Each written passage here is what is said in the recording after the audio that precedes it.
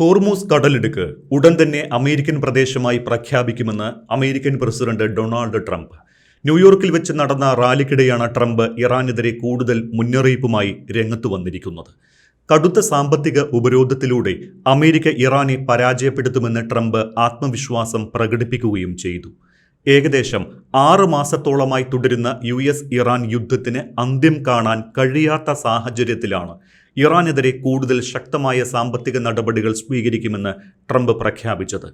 ഇറാന്റെ സമ്പദ് വ്യവസ്ഥയെ പൂർണ്ണമായി തകർക്കുന്ന തരത്തിലുള്ള നടപടികൾ അടുത്തയാഴ്ച തന്നെ ഉണ്ടാകുമെന്ന് US treasury secretary Scott Bessent വ്യക്തമാക്കിയതിന് പിന്നാലെയാണ് ട്രംപിന്റെയും പ്രതികരണം. അതേസമയം ട്രംപിന്റെ പ്രസ്താവനയ്ക്ക് മറുപടിയുമായി ഇറാൻ രംഗത്തെത്തി. ഭീഷണികൾ കൊണ്ടോ ശക്തി പ്രകടനം കൊണ്ടോ ഇറാൻ വഴങ്ങില്ല എന്നും ടെഹ്റാന്റെ അധികാര പരിധിയിൽ മാത്രമേ ഹോർമൂസ് തുറക്കുക എന്നും അടയ്ക്കുക എന്നും ഇറാൻ ഡെപ്യൂട്ടി വിദേശകാര്യമന്ത്രി കാസിം ഗരീബാബാദി വ്യക്തമാക്കിയിട്ടുമുണ്ട്. ട്വീറ്റുകൾ കൊണ്ടോ വിമാനവാഹിനി കപ്പലുകൾ കൊണ്ടോ ഹോർമൂസ് കടലിടുക്ക് പിടിച്ചെടുക്കാൻ കഴിയില്ല എന്നുകൂടി അദ്ദേഹം വ്യക്തമാക്കിയിട്ടുണ്ട്.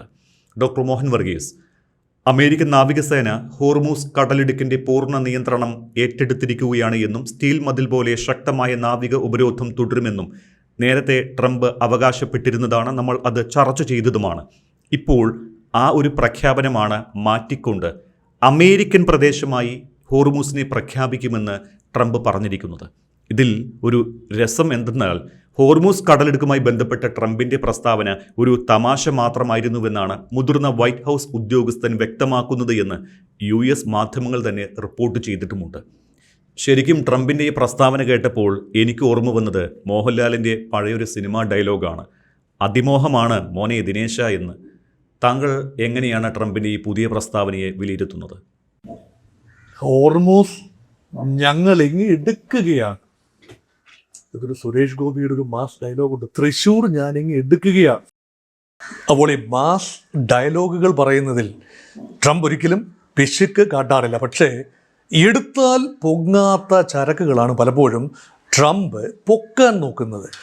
ഗ്രീൻലൻഡ് അങ്ങനെയൊന്ന് ശ്രമിച്ചു അല്ലേ? ഡെൻമാർക്കിൻ്റെ ടെറിട്ടറിയായ ഗ്രീൻലൻഡ് എന്ന മഞ്ഞ് മൂടി കിടക്കുന്ന ഉത്തര ധ്രുവത്തിനോട് ചേർന്ന ഒരു വലിയ ഒരു ഭൂമിയാണ്. അത് ഏറ്റവും വലിയ ലോകത്തെ ഏറ്റവും വലിയ ഐലൻഡ്സിലൊന്നാണ്. അത് തങ്ങൾ ഇങ്ങ് എടുക്കുകയാണ്.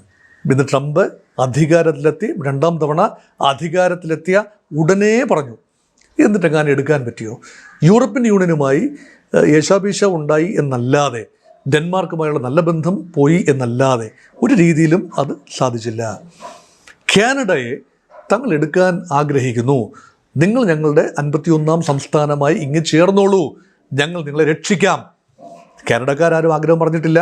ട്രംപിൻ്റെ മനസ്സിൽ തോന്നിയതാണ്, പൊക്കിയാൽ പൊങ്ങാത്ത വലിയ ഭാരമാണ് കാനഡ എന്ന വലിയ രാജ്യം. അമേരിക്കയോടൊപ്പം തന്നെ വലിപ്പമുള്ള, അതേക്കാൾ ഭൂമിയുള്ള രാജ്യമാണ് കാനഡ എന്ന് ഓർക്കണം. പാനമ ഇങ്ങെടുക്കും അല്ലേ? പാനമ കനാൽ അത് പണിയാൻ തങ്ങൾ ഏറെ വിയർപ്പൊഴുക്കി, പണം ചെലവാക്കി. പാനമ എന്ന മധ്യ അമേരിക്കൻ രാജ്യത്തിൻ്റെ കുറുകെ അറ്റ്ലാന്റിക്കിൽ നിന്നും പാസിഫിക്കിലേക്ക് കടക്കാവുന്ന പാനമ കനാൽ തങ്ങളിങ്ങ് എടുക്കുകയാണ് എന്നാണ് പറഞ്ഞത്. അവിടുത്തെ കപ്പൽ ഗതാഗതം തങ്ങളിത് നിയന്ത്രിക്കും. അപ്പോൾ എവിടെയെല്ലാം കടലിടുക്കുകളുണ്ടോ, എവിടെയെല്ലാം ഈ സ്ട്രാറ്റജിക്കലി ലൊക്കേറ്റഡ് ഭൂമിയുണ്ടോ, അതെല്ലാം തങ്ങൾക്ക് പോരട്ടെ.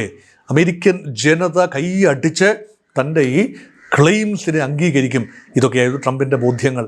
പക്ഷേ ബോധ്യങ്ങൾ വീണ്ടും വീണ്ടും വീണ്ടും മരീചികയായി മാറിയപ്പോൾ വീണ്ടും ഒരു അബദ്ധജടിലമായ പ്രസ്താവന നടത്താതെ ഇരിക്കാനുള്ള ഒരു ബുദ്ധിശക്തി ട്രംപിനില്ലാതെ പോയല്ലോ എന്നാണ് കഷ്ടം. കഷ്ടം എന്നേ പറയാനുള്ളൂ. ഇപ്പോൾ ഇതാ ഹോർമൂസിന്മേൽ ട്രംപ് അവകാശവാദം ഉന്നയിച്ചിരിക്കുകയാണ്. വാദമൊന്നുമല്ല, ഒരു വാദത്തിനും അടിസ്ഥാനമില്ലല്ലോ. എത്രയോ സ്വാഭാവികമായ കടലിടുക്കുകളുണ്ട്. മലാക്ക സ്ട്രെയിറ്റ് ഉണ്ട്, ബെറിങ് സ്ട്രെയിറ്റ് ഉണ്ട്. അതായത് റഷ്യയും അമേരിക്കയും തമ്മിൽ ഡിവൈഡ് ചെയ്യുന്ന അലാസ്കയ്ക്കും റഷ്യയുടെ കിഴക്കൻ ഭാഗത്തിനും ഇടയിലുള്ള ബെറിങ് സ്ട്രെയിറ്റ് ഉണ്ട്. അവിടെ അമേരിക്കയ്ക്ക് ആക്സസ് ഉണ്ട്. പക്ഷേ അമേരിക്കയ്ക്ക് ആക്സസ് ഒരുപക്ഷെ നഷ്ടപ്പെടും എന്ന പ്രതീതിയുള്ള 2 കടലിടുക്കുകളാണ് എപ്പോഴും സംസാരിക്കുന്ന ബാബൽ മന്ദേബ് ചെങ്കടലിലേക്കുള്ള പ്രവേശന കവാടവും ഹോർമൂസ് ഈ പേർഷ്യൻ ഗൾഫിലേക്കുള്ള പ്രവേശന കവാടവും. ഈ പ്രവേശന കവാടം ഇപ്പോൾ ഡിഫാക്റ്റോ നിയന്ത്രിക്കുന്നത് ഇറാൻ്റെ ഒരു പവറാണ്, മിലിറ്ററി, അത് കരയിൽ നിന്നുള്ള മിലിറ്ററി, ചെറിയ തോതിലുള്ള നാവിക പ്രസൻസ്, ഇതെല്ലാം ചേർന്നുകൊണ്ട് സുഗമമായ കപ്പൽ ഗതാഗതം അമേരിക്ക ആഗ്രഹിക്കുന്നത് പോലെ, ഗൾഫ് രാജ്യങ്ങൾ ആഗ്രഹിക്കുന്നത് പോലെ നടക്കുന്നില്ല എന്നതാണ് വാസ്തവം. ട്രംപ് പറഞ്ഞു തങ്ങളൊരു അയൺ വാൾ, ഇരുമ്പ് മറ അവിടെ കെട്ടി.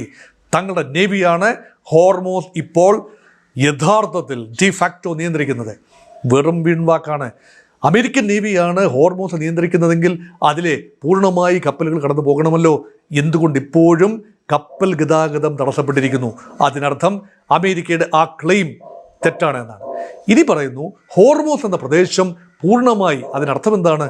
ഹോർമോസ് എന്നത് ഒരു ചെറിയ ദ്വീപാണ്. ഇറാൻ്റെ തെക്ക് ഭാഗത്ത് കടലിലുള്ള ഒരു ചെറിയ ദ്വീപാണ്. മൾട്ടി കളേർഡ് സോയിലൊക്കെ ഉള്ള ഒരു ദ്വീപാണ്.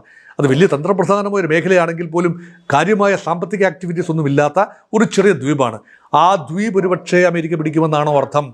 അതോ ഖിഷം ഏറ്റവും വലിയ ദ്വീപാണ് ഇറാൻ്റെ തെക്കുള്ള പേർഷ്യൻ ഗൾഫ് മേഖലയിലെ, അല്ലെങ്കിൽ ഹോർമൂസിന് അഭിമുഖമായി നിൽക്കുന്ന സ്വല്പം നീളമുള്ള എന്നാൽ വീതി കുറഞ്ഞ ഒരു വലിയ ദ്വീപാണ് ഖിഷം ഐലൻഡ്.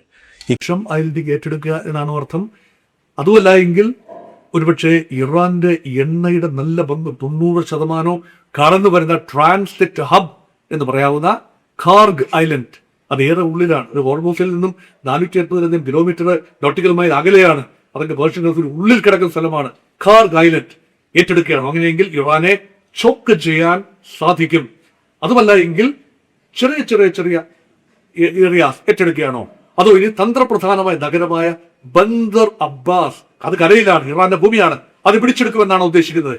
അതോ കേവലം നാവിക കരയിലേക്ക് പ്രവേശിക്കാതെ, ദ്വീപുകളിലേക്ക് പ്രവേശിക്കാതെ, കേവലം നാവിക സാന്നിധ്യത്തിലൂടെ ലോകത്തെ ഏറ്റവും വലിയ നാവിക ശക്തിയാണ്, ഏറ്റവും വലിയ ആയുധ ശക്തിയുമാണ്, സൈനിക ശക്തിയാണ്, ഏറ്റവും വലിയ എയർഫോഴ്സ് ആണ്, ഏറ്റവും വലിയ ആർമി എന്ന് പറയാനാവില്ലെങ്കിൽ ഏറ്റവും വലിയ എയർഫോഴ്സ് ആണ്, ഏറ്റവും വലിയ നേവിയാണ്. ഓവർസീസ് ഓപ്പറേഷൻസിന് നേവിയുടെയും എയർഫോഴ്സിന്റെയും ബദലുകളില്ലാത്ത, അമേരിക്കയ്ക്ക് പകരം വയ്ക്കാൻ മറ്റൊരു ശക്തിയില്ല. ആ ശക്തിയുടെ ബലത്തിൽ എക്കാലത്തും ഹോർമോസിൽ സായുധമായി നാവികമായി ആധിപത്യം സ്ഥാപിക്കാം എന്നാണോ ഉദ്ദേശിക്കുന്നത്? അറിയില്ല. പക്ഷെ എന്താണെങ്കിലും ഇത്ര കാലം നടക്കാത്തത് അബ്രഹാം ലിങ്കൻ കപ്പലിനെ കൊണ്ടുവന്നു. എന്താണ്? വിമാനവാഹിനി കപ്പൽ. അതിൽ ഏതാണ്ട് മ്യൂട്ടണിക്ക് സമാനമായ സാഹചര്യങ്ങളാണ് എന്ന് ചിലരൊക്കെ പറയുന്നു. അവിടുത്തെ പോരാളികളുടെ, അല്ലെങ്കിൽ അവിടുത്തെ ആർമി പീപ്പിളിന്റെ, നാവികരുടെ, കപ്പലിലെ ജീവനക്കാരുടെ ആത്മവീര്യ മൊറാൽ ഏറ്റവും താഴ്ന്ന നിലയിലാണ്. ഏതാണ്ട് 250 പരം ദിവസങ്ങളായി, 6 മാസത്തോളമായി ഓപ്പറേഷൻസ് നടക്കുന്നു. ഇത്രയും കാലം കപ്പൽ കരക്കെടുത്തിട്ടില്ലെന്ന് ഓർക്കണം, കടലിലാണ്, ഓപ്പറേഷനിലാണ്. അപ്പം USS ജെറാൾഡ് ഫോർഡ് അത് ഓപ്പറേഷനിലായിരുന്നു, അത് തിരിച്ചുപോയി. അപ്പോൾ ഇനി USS ജോർജ് വാഷിങ്ടൺ വരും എന്നാണ് ഇപ്പോൾ പറയുന്നത്.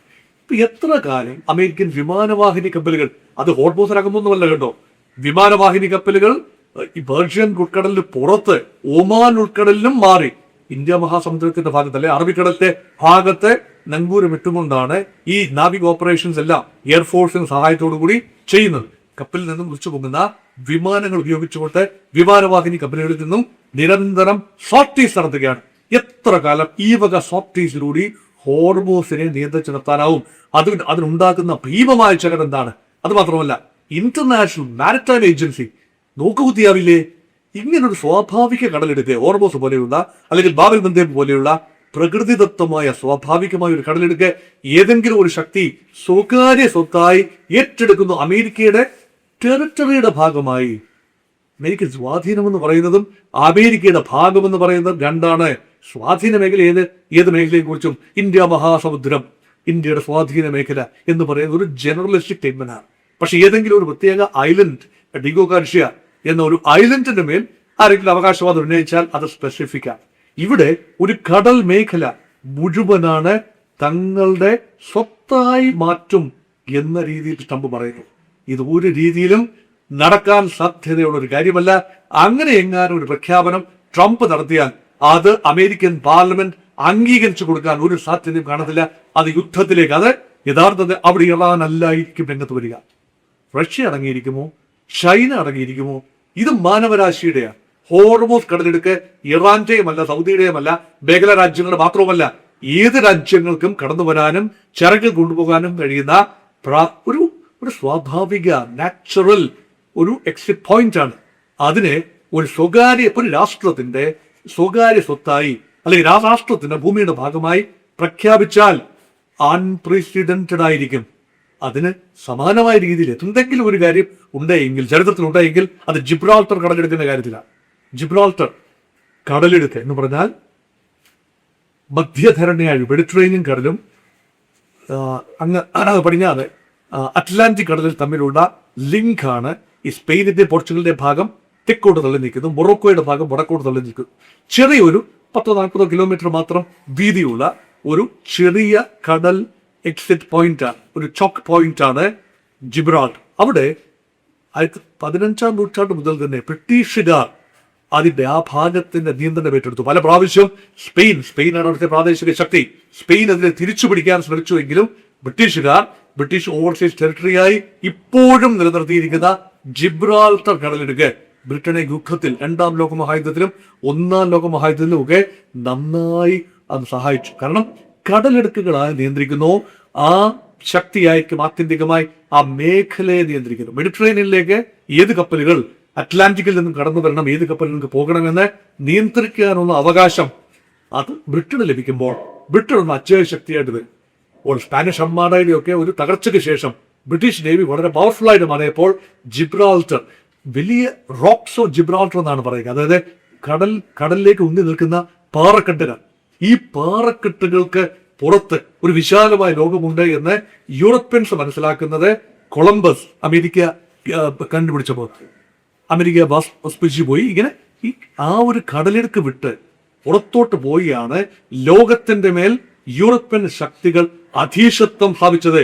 16, 17, 18, 19, 20-ാം നൂറ്റാണ്ടിന്റെ പകുതി വരെ അതെല്ലാം തന്നെ യൂറോപ്യൻ കൊളോണിയൽ ശക്തികളുടെ വലിയ തേരോട്ടമായിരുന്നു ലോകത്താകമാനം. അപ്പൊ ഈ കടലിടുക്ക് വളരെ പ്രധാനമായിരുന്നു. അതുകൊണ്ടാണ് കടലിടുക്കുകൾ ആര് നിയന്ത്രിക്കുന്നു, അവർ കരയെയും നിയന്ത്രിക്കും, ഭൂഖണ്ഡങ്ങളെയും നിയന്ത്രിക്കും എന്ന സിദ്ധാന്തം ഉണ്ടായത്. പക്ഷേ അത് 21-ാം നൂറ്റാണ്ടിൽ 3-ാം ദശകത്തിൽ എത്തി നിൽക്കുമ്പോൾ അതിന് വലിയ പ്രാധാന്യമില്ല. കാരണം അന്താരാഷ്ട്ര നിയമങ്ങൾക്ക് ചട്ടക്കൂടുകളുണ്ട്, നിയതമായ ചില ചട്ടങ്ങളുണ്ട്. അതനുസരിച്ച് ഒരു രാജ്യത്തിനും ഒരു മേഖലയെ പൂർണ്ണമായി കൈയടക്കി വെക്കാനാവില്ല. അമേരിക്കൻ വൻകരകൾക്ക് ഏറെ മാറിക്കിടക്കുന്ന മറ്റൊരു ഭൂഖണ്ഡത്തിൽ സ്ഥിതി ചെയ്യുന്ന ഏഷ്യൻ ഭൂഖണ്ഡത്തിന്റെ പടിഞ്ഞാറേ അറ്റത്ത് സ്ഥിതി ചെയ്യുന്ന ഹോർമൂസ് അമേരിക്കയുടെ ഭാഗമായി മാറ്റുക എന്ന് പറഞ്ഞാൽ നൂറ്റാണ്ടിന്റെ വങ്കത്തരം എന്ന് മാത്രമേ പറയാനുള്ളൂ. ഒരു കാര്യം കൂടെ പറഞ്ഞുകൊണ്ട്, അന്യന്റെ മുതലിൽ കണ്ണുവയ്ക്കുന്ന അല്ലെങ്കിൽ ലോകത്ത് പൊതുമുതലിൽ, ഇത് പൊതുമുതലാണ് ഹോർമോസ് എന്നാണ് എന്റെ അഭിപ്രായം. ഇറാന്റെ മുതലാണെന്നോ സൗദിയുടെ മുതലാണെന്നോ എന്ന് പറയാനാവില്ല. ഈ ആ മേഖലാ ശക്തികൾക്ക് അവിടെ ചെറിയ രീതിയിൽ സ്വാധീനം ഉണ്ടാവണം എന്ന അഭിപ്രായം എനിക്കുണ്ട്. പക്ഷേ അത് മാനവരാശിയുടെ സ്വത്താണ് എന്ന് തന്നെയാണ് എന്റെ ചിന്ത. പക്ഷെ ഇറാന് ടെറിട്ടോറിയൽ അഡ്വാൻറ്റേജ് അവിടെയുണ്ട്, ആ സ്വാധീനം ഉണ്ടാവണം. സൗദി അറേബ്യക്ക് സ്വാധീനം ഉണ്ടാകണം, ഒമാൻ, UAE ഒക്കെ സ്വാധീനം ഉണ്ടാവണം. പേർഷ്യൻ ഗൾഫ് രാജ്യങ്ങളുടെ ഒരു മൊത്തം സ്വാധീനം അവിടെ ഉണ്ടാകുന്നത് തെറ്റില്ല, അത് മേഖലാ ശക്തികളാണ്. പക്ഷേ അന്യരാജ്യത്തിന് ഇതപ്പോൾ പൊതുമുതലാണ്, അല്ലെങ്കിൽ മേഖലാ ശക്തികളുടെ മുതലാണ്, മാനവരാശിയുടെ പൈതൃക സ്വത്താണ്. അതിന്റെ മേൽ അന്യശക്തി, സൈനിക ബലമുണ്ട് അല്ലെങ്കിൽ നാവിക ശക്തിയുണ്ട് എന്നതുകൊണ്ട് മാത്രം കണ്ണുവെക്കുകയാണെങ്കിൽ ലോകക്രമം ഈ രീതിയിൽ നിൽക്കില്ല. അത് ലോകമഹായുദ്ധത്തിലേക്ക് എത്തിച്ചേരും. ട്രംപ് അവിവേകം കാട്ടാതെ ഇരിക്കട്ടെ, ട്രംപിന് സ്ഥിരബുദ്ധി ഉണ്ടാവട്ടെ.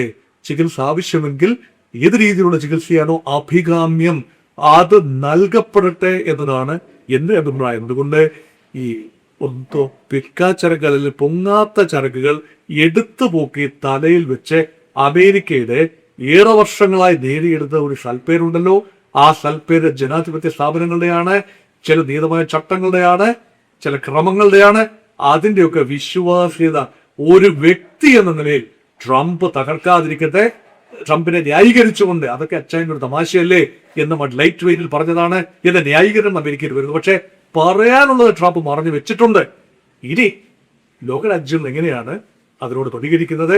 പുച്ഛിച്ചു തള്ളുമോ, അതോ വീൺവാക്കായി കാണുമോ, അതോ ഗൗരവത്തിലെടുക്കുമോ എന്നത് കാത്തിരുന്ന് കാണേണ്ട കാര്യവുമാണ്.